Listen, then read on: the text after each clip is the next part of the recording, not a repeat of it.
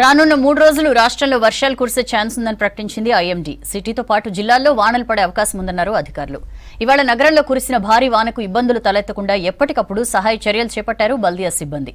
రేపు ఎల్లుండి కూడా నగరంలో వానలు పడే ఛాన్స్ ఉండడంతో జీహెచ్ఎంసీ, డీఆర్ఎఫ్ టీం అలర్ట్గా ఉన్నారు.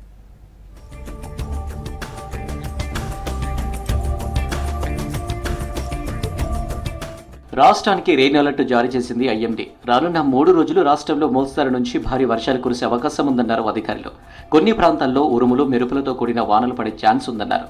గంటకు 30 నుంచి 40 కిలోమీటర్ల వేగంతో ఈదురుగాలులు వీచే ఛాన్స్ ఉందని తెలిపారు. పశ్చిమ, నైరుతి దిశల నుంచి ఈదురుగాలులు వీయనున్నట్లు చెప్పారు.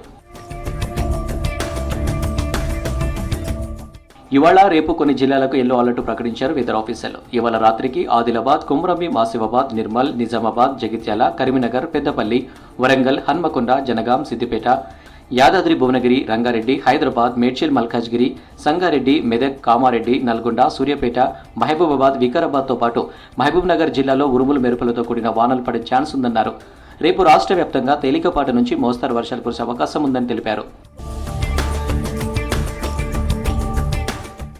హైదరాబాద్లో భారీ వర్షాలున్నాయన్న హెచ్చరికలతో జీహెచ్ఎంసీ అప్రమత్తమైంది. జోనల్ కమిషనర్లు, ఎస్సీలతో ఇన్ఛార్జి కమిషనర్ అమరపాలి టెలికాన్ఫరెన్స్ నిర్వహించారు. వాటర్ స్టాగ్నేషన్ పాయింట్స్లో అప్రమత్తంగా ఉండాలని ఆదేశించారు. ఇప్పటికే లోతట్టు ప్రాంతాల్లో ఎన్డీఆర్ఎఫ్ బృందాలను అలర్ట్ చేశారు. నాలాల దగ్గర అత్యంత జాగ్రత్తగా ఉండాలని ఆదేశించారు అమరపాలి.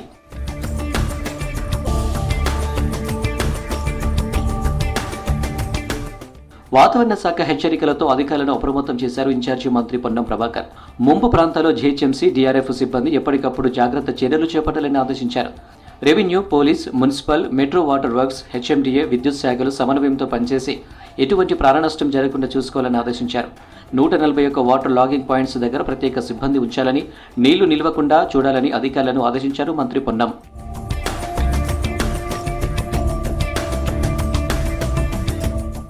సిటీలో 2 గంటల పాటు కురిసిన వర్షానికి వరద నీటితో నగరవాసులు అనేక ఇబ్బందులు ఎదుర్కొన్నారు. పలు సమస్యలపై జీహెచ్ఎంసీ కంట్రోల్ రూమ్కు ఫిర్యాదులు చేశారు.